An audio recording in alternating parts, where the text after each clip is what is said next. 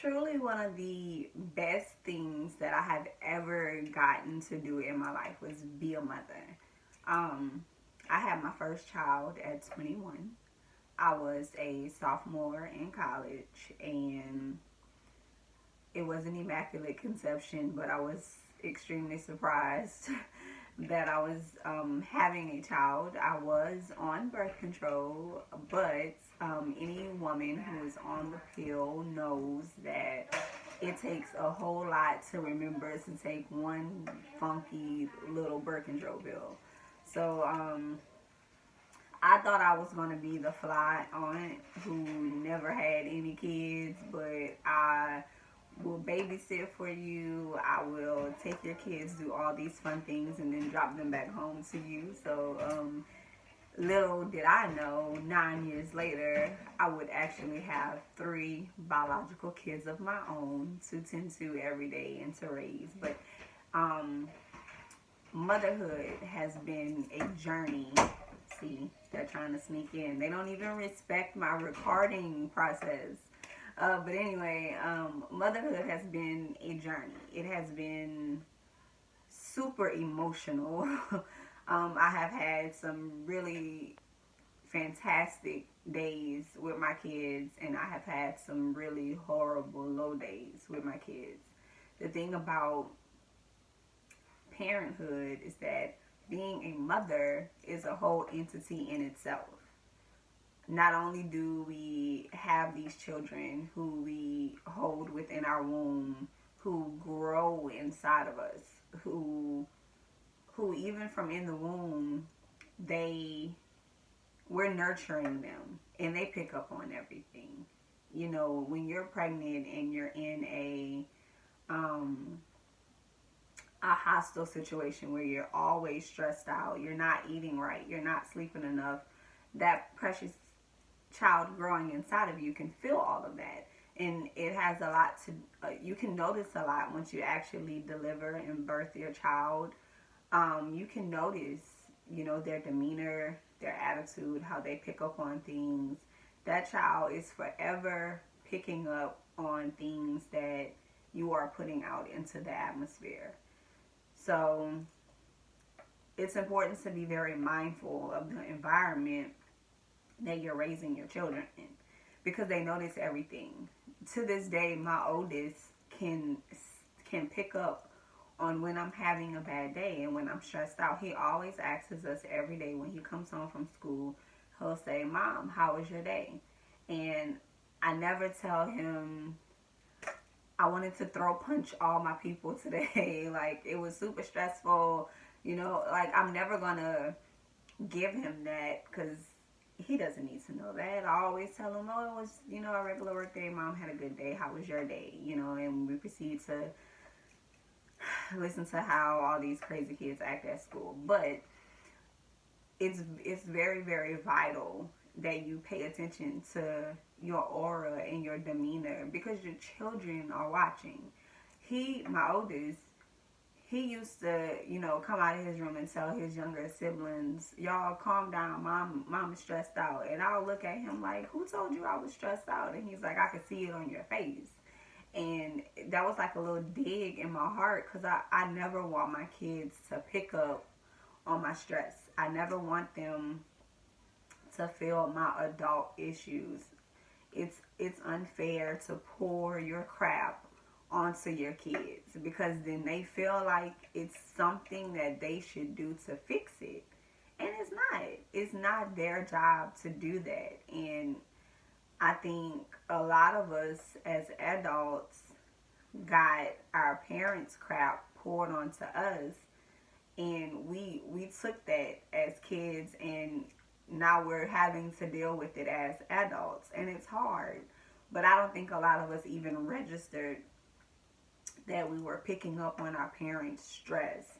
And sometimes our parents brought crap to us directly. And as a kid, you know, what are you supposed to do with that? You know, those little comments, you know, if you grew up in a single parent home or you grew up in a home where one of your biological parents wasn't there, you may have had a step parent or something, and maybe your parent, you know, made a comment about your dad or about your mom or something. That's an example of bringing crap to your kids to sort out.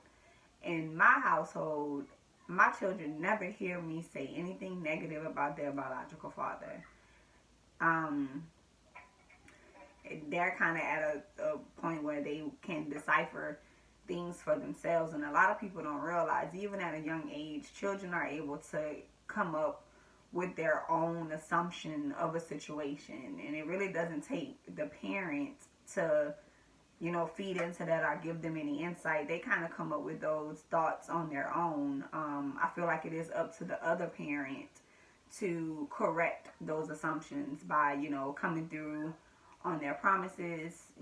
Their word is everything. If you're not in the home with your children on a daily and you're co-parenting with someone, your word that you give to your kid is everything. So if you don't follow through, I'm gonna call you today, I'll pick you up this weekend, or whatever. Like, if you don't follow through on your word, that is like the worst thing you can do, because you're giving those kids false hope.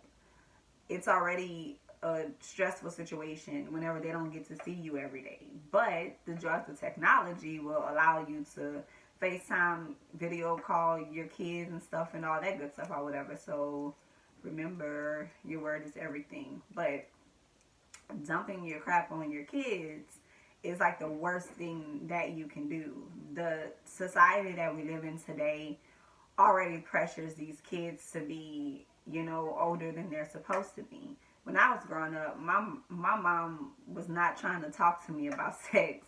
Even in high school, it was like, this taboo thing. When I had sex for the first time, I didn't even understand what was going on. It definitely was something that it wasn't what I thought it was. So, but I was older. My son, who is 8 now, about to be 9 this year, he brought sex to me last year. And I'm looking at him like, like, what on earth am I supposed to, do I give an intricate detail as to what sex is? Do I give him a textbook answer? Like, society is raising our kids for us, and it's important that we instill in them that you don't really have to grow up that fast. The things that they pick up on outside of our household, we can't control. But in our household, it's important to allow them to be children. Your kid wants some light up shoes, buy them light up shoes, let that kid wear them shoes. Your kid, wants to run around and play outside and get dirty and this and that, and you're over there worrying about him staining up his $30 polo shirt. Like, us as parents have to do better with allowing our children to be kids, because that's what they are. And it all starts at home. It's important to be mindful of the conversations you have around your children. We weren't allowed to be in the room whenever adults were talking. Send them away. These days, your kids know all your business. Trust me, they're at school giving all the tea to everybody.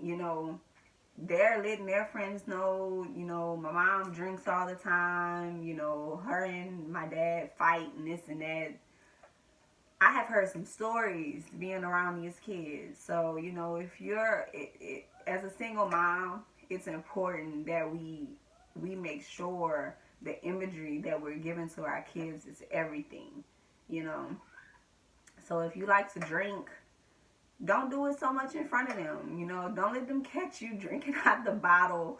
Pour it in a cup and drink it out of a cup. If you like to smoke, don't smoke in front of your kids. Wait until they're asleep. Go outside. Go smoke in your car. Whatever your choice is. Be mindful of what it is in front of your children. We are everything to our kids. They look up to us as their superheroes. So be more mindful of what you're putting out into the atmosphere, especially when your kids are looking up to you.